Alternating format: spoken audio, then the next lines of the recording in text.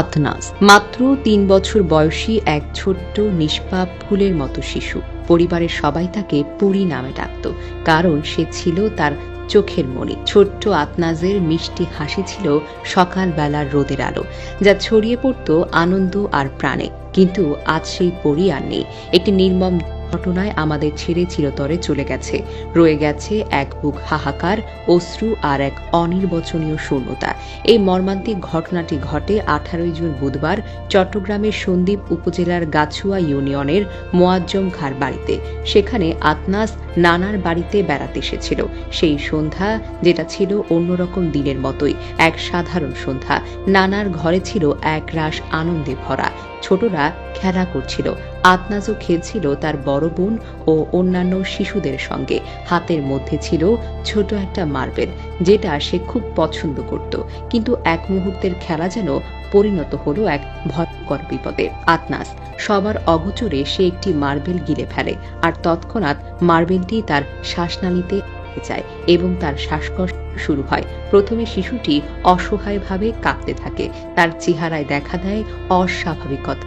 পুরো শরীর যেন আস্তে আস্তে নীল হয়ে যায়। আর এই দৃশ্য দেখে পরিবারের সবাই আতঙ্কিত হয়ে পড়ে। মায়ের চিৎকারে চারপাশ যেন স্তব্ধ হয়ে যায়। তারপর দ্রুত তাকে সন্দ্বীপ উপজেলা স্বাস্থ্য কমপ্লেক্সে নিয়ে যাওয়া হয়, কিন্তু সেখানকার অবস্থা একেবারেই করুণ।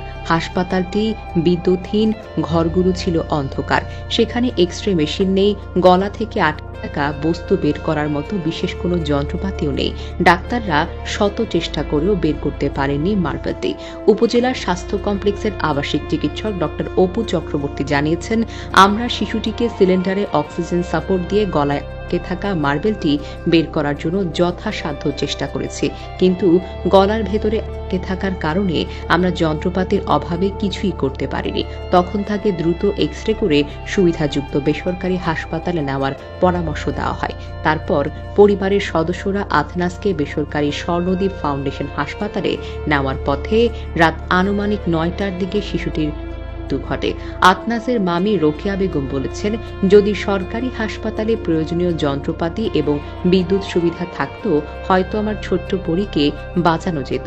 এই মর্মান্তিক মৃত্যু শুধুমাত্র আতনাস পরিবারের জন্য নয়, এটা আমাদের সবার জন্যই বড় রকমের সতর্কবার্তা। আমাদের স্বাস্থ্যসেবা ব্যবস্থার দুর্বলতা, বিশেষ করে প্রান্তিক এলাকায় জরুরি চিকিৎসা সেবার অভাব কতটা প্রাণঘাতী হতে পারে, আবারও সেটা প্রমাণ করল। ছোট্ট শিশুদের নিরাপত্তার কথা চিন্তা করলে আমাদের অবশ্যই আরো বেশি সচেতন হতে হবে।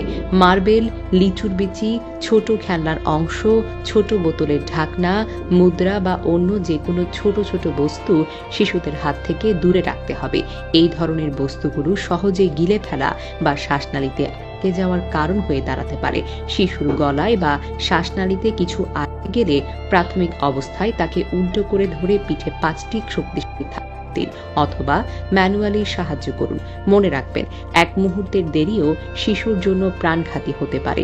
তাই দ্রুত চিকিৎসকের কাছে নিয়ে যাওয়াটা একান্তভাবেই জরুরি। আতনাস আমাদের শিখিয়ে গেল, শিশুদের নিরাপত্তা নিয়ে আরো বেশি সচেতন হওয়াটা জরুরি। আমরা দোয়া করি তার আত্মা শান্তিতে থাকুক এবং তার মা বাবা যেন সেই কষ্ট কাটিয়ে উঠতে পারেন। আমিন।